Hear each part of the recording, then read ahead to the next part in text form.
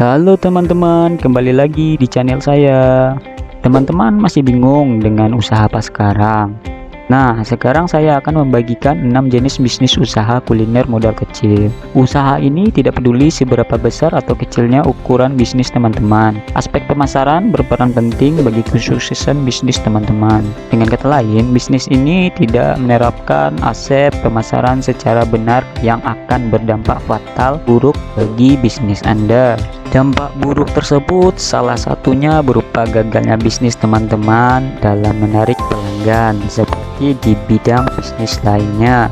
Usaha kuliner relatif lebih aman dari segala pergerakan ekonomi dalam suatu negara. Penyebabnya karena hampir semua orang membutuhkan makanan sebagai kebutuhan primer. Untuk memulainya, kamu bisa membuka warung sederhana atau bahkan stand di depan rumah. Apabila teman-teman sedang berencana memulai sebuah usaha kuliner, teman-teman bisa memilih salah satu dari 6 jenis usaha kuliner yang paling laku dengan modal kecil dan enggak perlu ribet. Berikut saya rekomendasikan 6 jenis bisnis usaha kuliner yang paling laku di setiap tahun.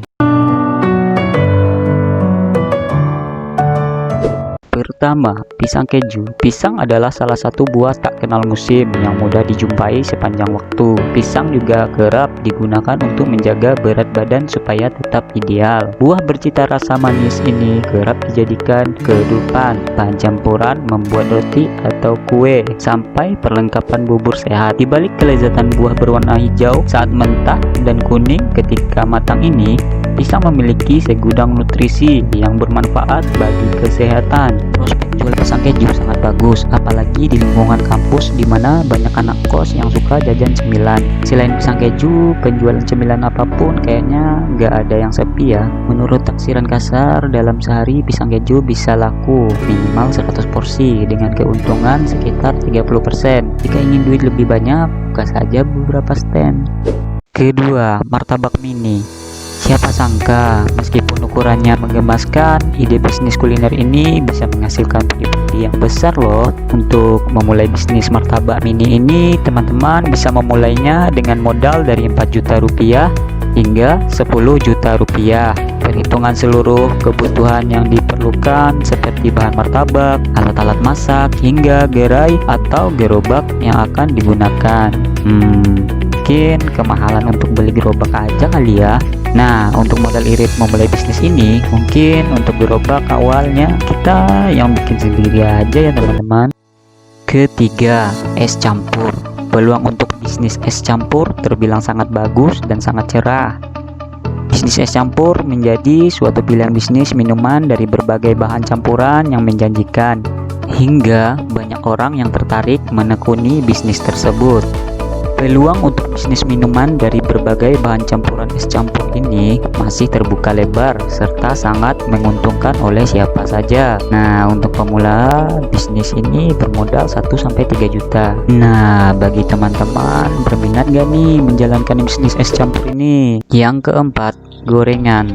Gorengan ini terdiri dari tahu isi, bakwan, tempe, dan goreng pisang. Nah, dengan masa yang kian berubah dan semakin orang-orang berpikir maju serta modern, jadi tidak ada salahnya bila Anda juga mengikuti perkembangan zaman yang begitu pesat ini.